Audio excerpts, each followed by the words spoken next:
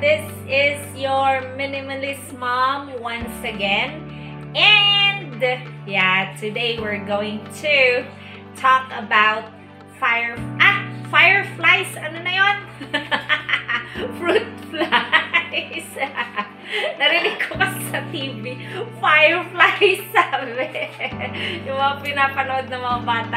Anyway, nalito na sa mga flies, di ba? Fruit flies. Ayan. Minsan, kasi nga di ba mahilig tayo sa fruits. Kumakain tayo ng fruits, ganyan. Tapos minsan, yung mga fruit flies, sumasama sa fruit. Kaya nga fruit flies, di ba? Ewan ko ba, di ba? Parang pag wala namang fruits, wala namang fruit flies. Kaya nga tinawag na fruit. Ano ba yan? So, pag-usapan natin ito, kasi mabilis talaga sila. While we were studying biology before, kasi nga biology graduate ang iyong mommy. Pagka meron kami experiment ganyan, nanguhuli kami ng fruit flies, maggots, yung mga ganon. So, ang bilis talaga nila dumami.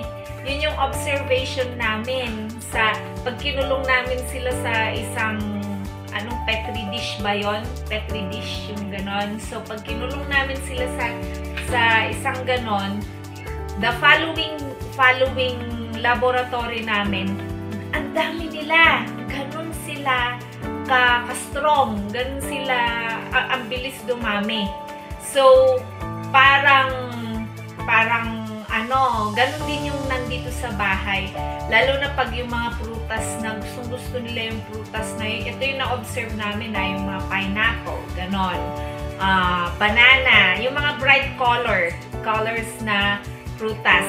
Ano pa ba yung mga bright pati yung mga rambutan, ganyan. So, minsan nakakainis di ba? Maski patayin mo silang ganyan. The following day, meron na naman sila. Ganon. Akala nga ng father ko yung lamok yung pinapatay ko. Pero, alam mo naman ng mga kids ko ganyan. They're bothered with this kind of things sa bahay or flies sa bahay. So, yung mga anak ko nagre-research para sa akin. Meron din akong researchers dito. Diba?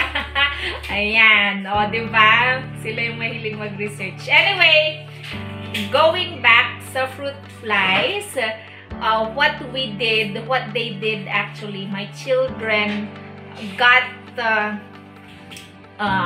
alam mo yun, yung bowl na hindi na yung hindi ginagamit, yung disposable siya, ganitong bowl. Alright? Or yung mas maliit.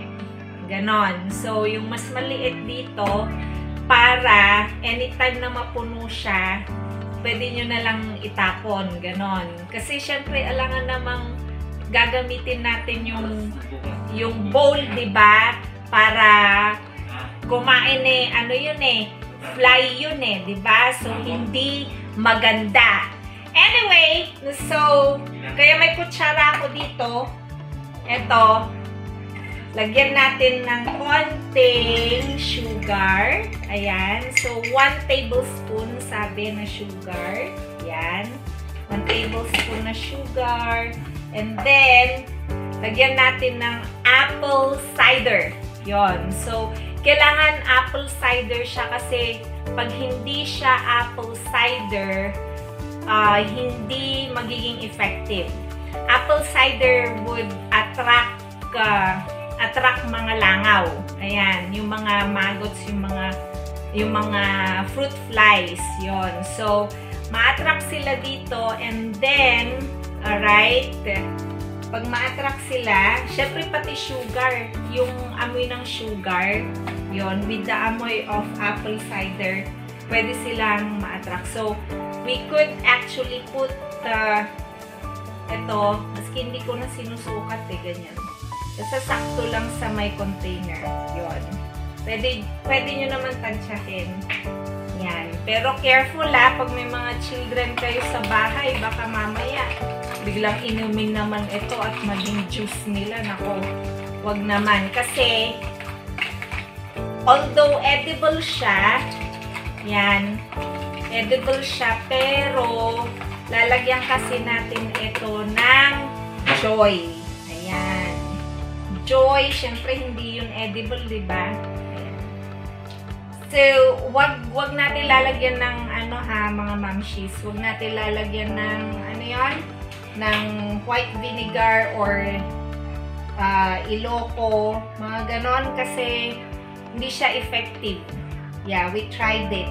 Hindi po siya effective. So, kailangan talaga apple cider. Yun. So, there you go. Sa apple cider at saka sugar, we will mix it ganyan para at least ang bango ng amoy. Ayan, diba? Pwede talagang inumin pero hindi pwede.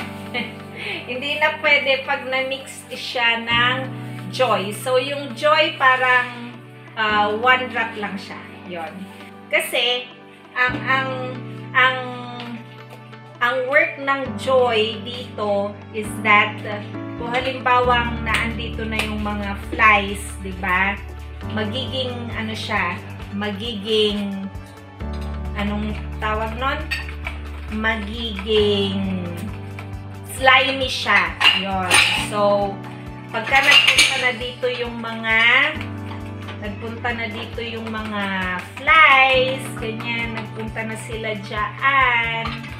Ayun, matratrap na po sila. Pero, usually, yung mga kids ko, they would cover this with alam mo yung transparent na plastic, ganyan. Tapos, tusok-tusukin na lang nila ng toothpick. Yon. Yun ang ginagawa nila para pumasok dun yung mga flies, tapos na-trap na sila. Ganon! O, ayan! May fly na pumasok. O, diba? Ganun siya ka-effective, mga mommies. So, we tried this. Punong-puno talaga siya the following day. Kaya, instead of using yung mga mosquito bat or whatever, pwede rin ito. Tapos, lagay nyo lang sa may sink or lagay nyo lang sa may tabi ng mga vegetables and fruits nyo. And for sure, the following day, wala na kayo makikita flies. Ayan. Or you could leave it open like this.